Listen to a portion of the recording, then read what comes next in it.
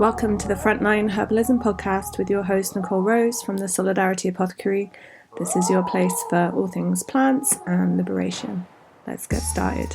Hello, welcome back to the Frontline Herbalism podcast. I'm so happy to share that this is the final episode of the series with the Medical Self-Defense Network. Hope you've listened to some of the episodes. Let me know your feedback. We've had everything from harm reduction work in East Tennessee to riot medicine in France. And the most recent episode was all about combat medicine in Rojava in northeast Syria. I'm super grateful for everyone's time and energy and all the interviews. This is the final interview where I get to speak with one of my favorite humans, Victor from the Mobile Herbal Clinic Calais. We work together in France where we maintain a monthly mobile clinic serving refugees. Victor's going to share a bit more about the project, the work we do, the kind of context. We talk about some of the medicines we use in the clinic, common conditions we see, and how people can get involved. And we also have like an interesting discussion about herbal medicine's relationship to other forms of kind of state healthcare and different groups and agencies working in Calais. And Victor highlights that plant medicines are the kind of primary form of healthcare for the majority of the planet,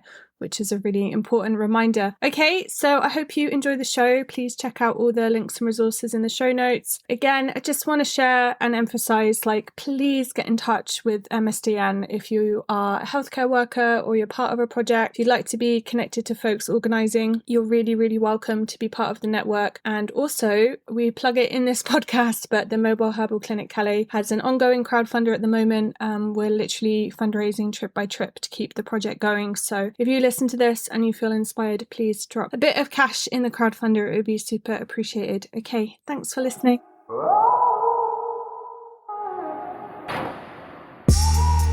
Hi, Victor. Welcome to the podcast. I know we're like besties and we've been doing the project a really long time together. But for people who don't know you, please can you introduce yourself, your pronouns, and like any political affinities or projects you'd like to include that you do? Hi. So my name is Victor, pronouns he, him, and I'm a herbalist, also known as Eastern herbalist, and I'm based in London, and I've been practicing herbal medicine for about 4 years, 4 years now, since I graduated from the University of Westminster, and I'm also a field coordinator at the Mobile Herbal Clinic.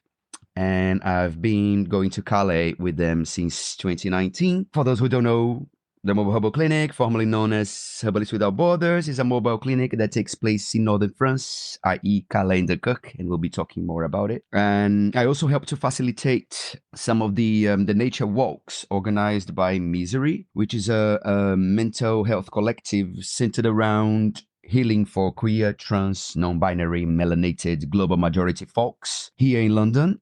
Our herb walks take place on the first Saturdays of every month, and Misery also does like sober parties and events as well. Also, I have worked with the International Solidarity Movement in the past, which I'm sure you're familiar with them as well. I've been supporting Palestinian farmers during the olive harvest. International presence means that these farmers are less likely to suffer violence in the hands of the Israeli occupation forces and the illegal settlers. So yes, that's me. Amazing. Thank you for being here. So for people who are not aware, about kind of the situation in Calais and Dunkirk, I call it like a border hotspot of people trying to get to the UK. But can you just share a little bit of background of what's the situation and the context for people living in France? Sure. Yeah, well, the famous Calais jungle was a temporary home for, I think, more than 7,000 people at some point. And there were loads of makeshift mosques, shops. Was really a small village. But then that was cleared and demolished in 2016. And since then, the refugee people have been living scattered in and around Calais and Dunkirk. And there are loads of challenges that they face there, mainly, I'd say, state repression and the hostile environment that comes from that. Obviously, there are weekly violent, I must say, evictions almost daily, if I must say. Obviously, that is conducted by the French police. They use like tear gas, pepper spray. They will be beating up people, confiscating and destroying properties, including mobile phones.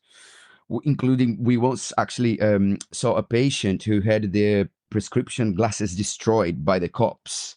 They literally threw the specs on the ground and stepped on them, and the poor lady couldn't see anything. Yeah, I mean, this is not to mention, obviously, like human trafficking, obviously, with women and children being the most vulnerable there. So, yeah, I mean, it's pretty bad. Yeah, and it's like groups of people that are trying to cross to England, right, for safety. Yes, by boat, by trucks, and by any means that they can. Yeah. And I mean, we know from experience of meeting families who've then died in the channel that it's like extremely dangerous, like trying to cross by boat. And then people are often criminalized and put in prison, accused of being kind of traffickers. And then, yeah, people are also risking their lives trying to get into sort of trucks and engines and all sorts of things. So, yeah, what are the kind of like living conditions, like where the camps are, like where the clinic is working, like, you know, like what are people eating, where are they sleeping, like, you know, what's their kind of general access to healthcare? Yeah, I mean, the living conditions is basically inhumane. That's not even pets, animals would live in that condition, you know. But yeah, people live in tents, you know.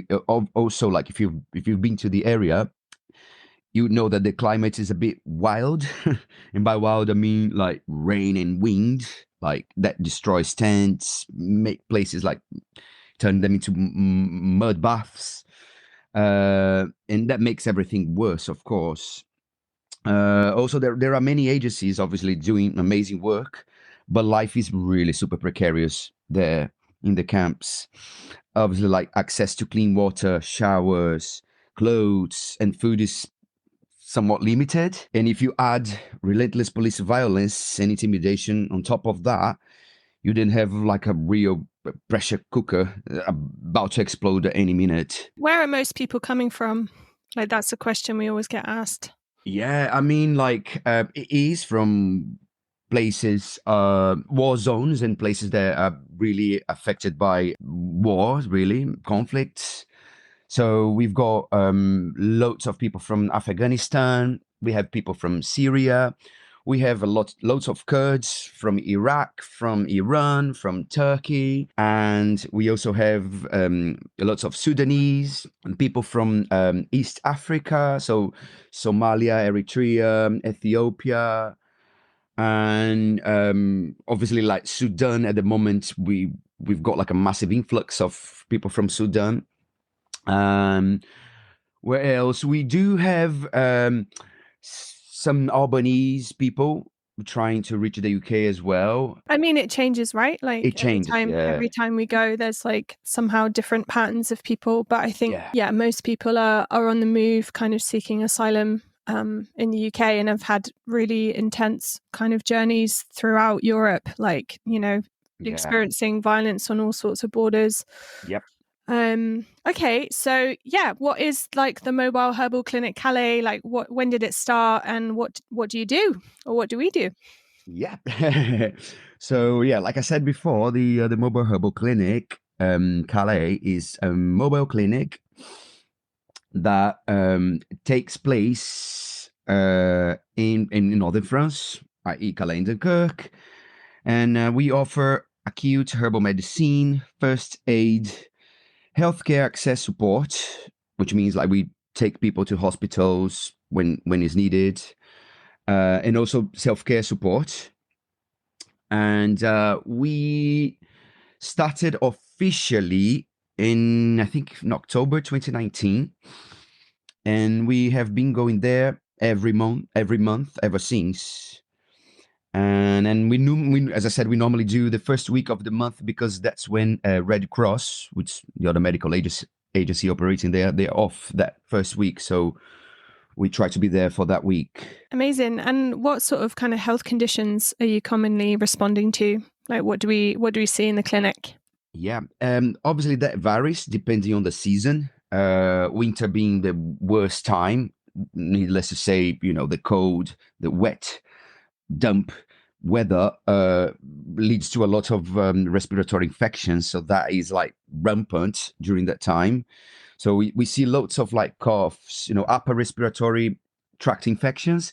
So cough, colds, sore throats, sinusitis, um, um, summertime, we obviously have got allergy, hay fevers, rhinitis, and all that kind of thing.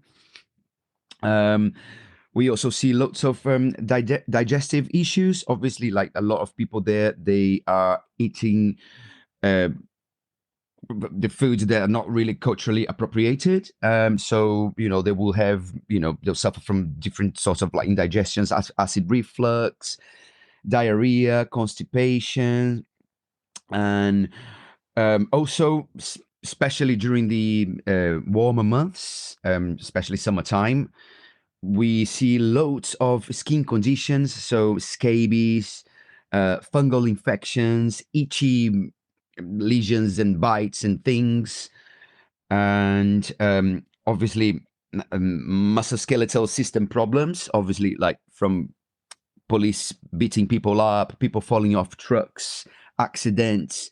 So there's a lot of like musculoskeletal issues. And what else? We do see obviously wounds, burns, and topical things. Obviously, you live in those conditions there, so you do get all of that. Also, foot care. We do lots of foot care there. Obviously, especially in the winter, it's cold. People wearing the footwear, they can't really take them off because obviously it's cold. They're sleeping out in the jungle. So that can lead to, we see loads of trench foot, horrible cases of trench foot, especially in the winter. And obviously headaches due to stress, lack of drinking water. There's obviously, dental problems, dental issues as well. I mean, yeah, loads of, lots of stuff, really. Yeah, there's never a dull day, is there? It's always like Yeah, huge variety of health conditions that people are yeah, presenting with. So like, yeah, like I think a big question we get asked is kind of like, what is the role of herbal medicine like within all this? Like what makes the mobile herbal clinic like different to other types of clinic, and like, yeah, what kind of medicines are we using? yeah. Well, just before I answer that question, I think it's worth mentioning that not less than 80% of people worldwide rely on herbal medicine as part of their primary health care, and especially South America, Africa, and Asia. Having said that, it does make me happy when I see patients familiar with the smell and taste of our medicines. So yeah, herbal medicine will be familiar to a lot of people there in the camps. Also, it's reassuring when we hear that refugees have been asking other medical agencies like Red Cross or Médecins du Monde for our medicines. That's, as I said, that's really reassuring.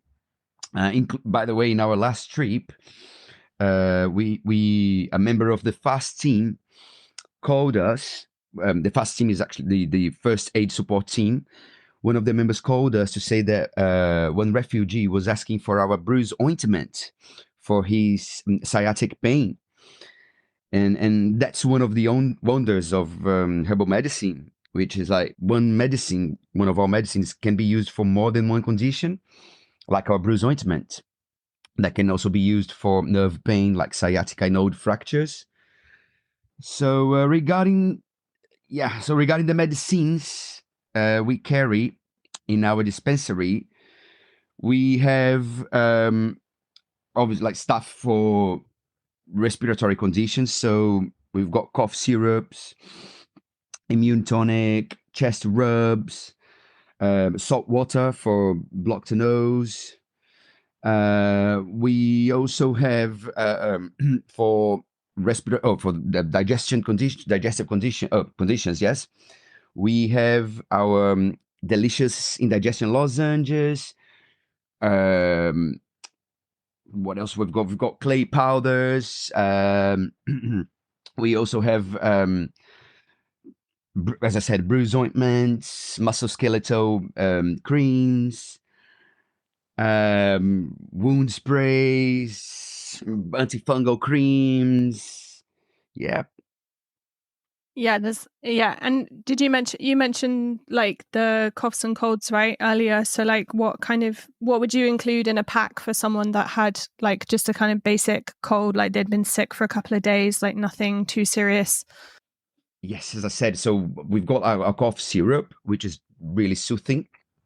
The immune tonic. We also have the chest rub, salt water. And am I missing anything? I think that will be like the skeleton of our colds flu pack thing. Yeah, amazing. And I know like Yeah. that we were both involved at the time, but at the beginning of the pandemic, we we made like 6,000 medicines and distributed them in about 1,500 packs. Just, obviously at the start of the pandemic, people didn't know what we were dealing with, but we knew that kind of antiviral support would be helpful and support for Yep. people with sore throats and things. And yeah. Okay. But So, I shall add as well that obviously, like herbalists in the UK, we tend to use tinctures a lot, but we had to obviously to do some adjustments because of the demographics we see there. So instead of, for example, alcohol, we use glycerine and vinegars. And yes, and we have a wonderful medicine making team in the UK doing that for us, which is great. yeah, that's really worth naming actually, that most of the medicines we produce ourselves. An amazing herbalist called Louise coordinates the medicine making, and Yeah. a bunch of different herbalists everywhere kind of produce things that we take. I like that was definitely a big role that I had, which I'm trying to step back from. But yeah, like in terms of like the team and how it works, like we know that like generally we have a doctor as part of the team if possible, and that we refer people to kind of local hospital infrastructure. But I just wondered, like, what's the project's relationship to kind of like allopathic medicine or like other healthcare agencies in the region? Hmm. Yep.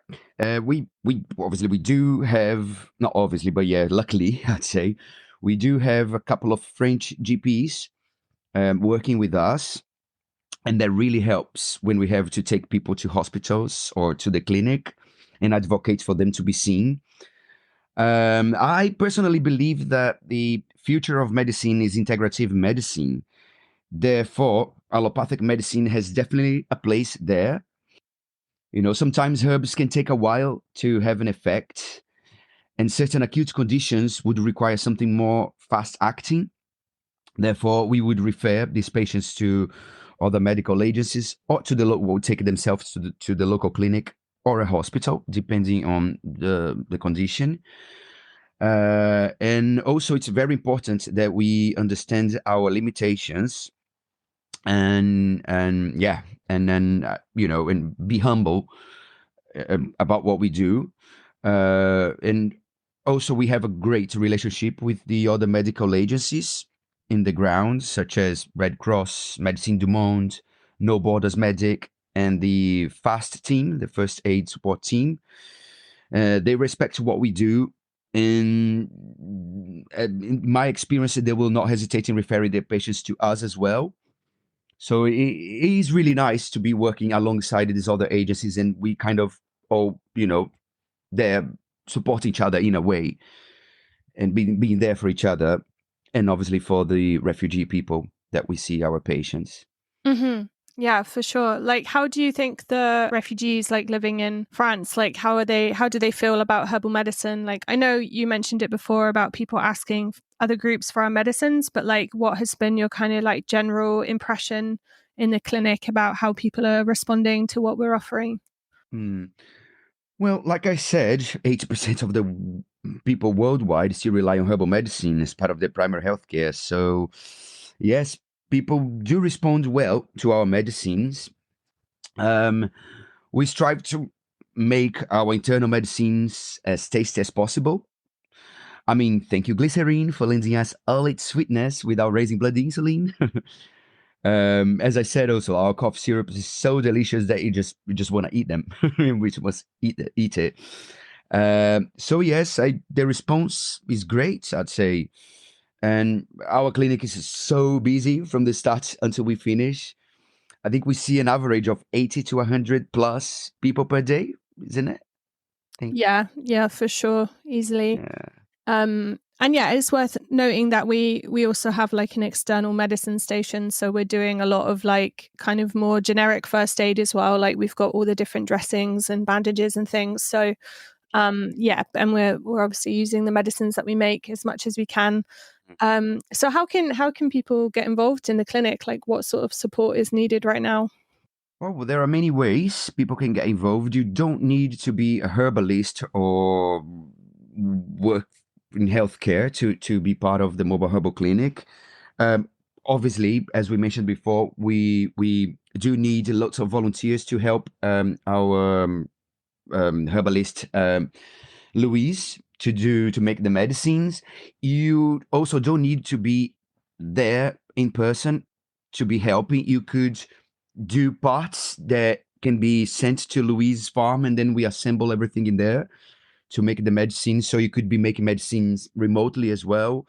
We also need people to help us out with admin roles, like doing emails, fundraising, and obviously people that have medical or like clinical experience. We obviously are always in desperate need for people to come and join us in the field, in the ground there. Yes, and also like if you are unable to do any of these, you can always help us financially because we are always in need of funds. We don't have anyone at the moment that is supporting us financially, so we are relying on on people that follow our work and appreciate what we do. So yeah. Yeah, it's literally been fundraising trip by trip, hasn't it, Yes. the last few months? Yeah. So, Yeah. yeah, I'll put the link to the crowdfunder in the show Yes. notes. Is there anything else you'd like to share about the project? Yeah, I mean, like I'm very happy to see that it's probably the only project of its kind. I mean, working with herbal medicine in a context like that. So I think I'm very proud and happy to see how far we came, and we're still there, we're still going. There were many moments we thought, oh my god, we're gonna fall apart, we're not gonna have the capacity anymore, but we're still there thanks to all the support we've been getting. And yeah, I'm very happy and excited to the future of the clinic, and hopefully we can keep providing to the people there in medicine, because obviously healthcare is something that everyone should have access to. So Yeah, definitely. And that's why I really love the project as well in this like context of medical self-defense, like which is, the podcast series is all about interviewing different medics around the world, because I think like like we really learned at the beginning of the pandemic, like how much supply chains were affected, for different like pharmaceutical medications. And we were really able to kind of grow what we needed and make what we needed mm, from our supplies. And I think it really builds in this kind of like, yeah, this resilience and this autonomy. And like, I know when we're supporting refugees, like it's always about, yeah, like enabling autonomy for people. So we'll give them packs of dressings and a wound spray so that they can mm, clean their own wounds. Like they don't have to come to us, for example. Or like things like cough syrup and stuff. It does enable someone to like take care of themselves. Like as long as they know where they can go to hospital if they don't get any better, then we've kind of safeguarded. But yeah. yeah, like do you have any, like we've had so many chats over the years about, apocalypse situations and like herbal medicine, and like I know we're both a little bit kind of like prepper-esque, but I just wondered like what your feelings were in terms of like herbal medicine in this like bigger context around community self-defense. Or maybe you could even mention misery again of like, yeah, like what does this kind of look like in terms of us all like surviving and hopefully ending capitalism? Yeah. Well, I mean, herbal medicine is essentially people's medicine, really. So, yeah, I mean, I think being able to reconnect to it is it's just amazing, really. I mean, yeah. I mean, as I said before, integrative medicine. I believe that integrative medicine is the future.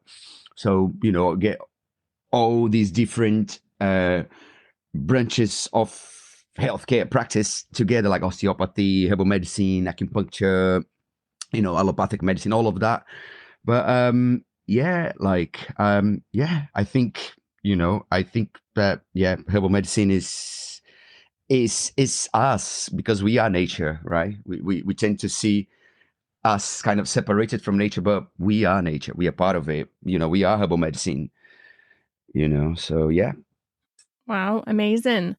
Very inspiring. Okay, so thank you so much for your time today. And Thanks for inviting me. yeah, for anyone listening, I'll put links to the clinic website in the show notes and the Crowdfunder. Yes. And if you work in the medical field, like you're a doctor or a nurse or you're a herbalist, we would really love you to join the team. Yes, please. We have 4 people working every single month with a unique combination of skills, and without them, the project can't happen. So please get in touch. Okay, thank you so much, Victor. That was amazing. Thank you for having me. Bye. No worries. Bye. Thanks so much for listening to the Frontline Herbalism podcast. You can find the transcript, the links, all the resources from the show at solidarityApothecary.org/podcast.